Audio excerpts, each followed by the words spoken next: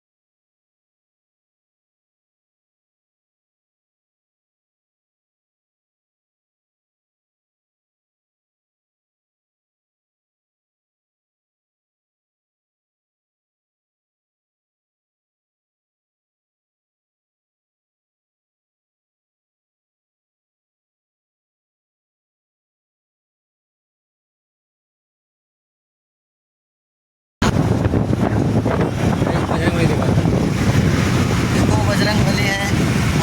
धूप की वजह से अंधेरा आ रहा है। देखो होटल है।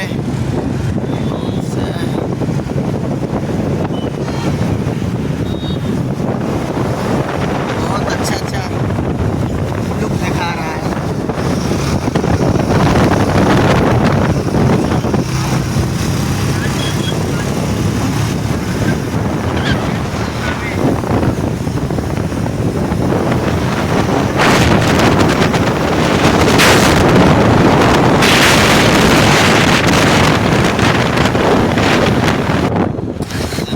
Bye bye.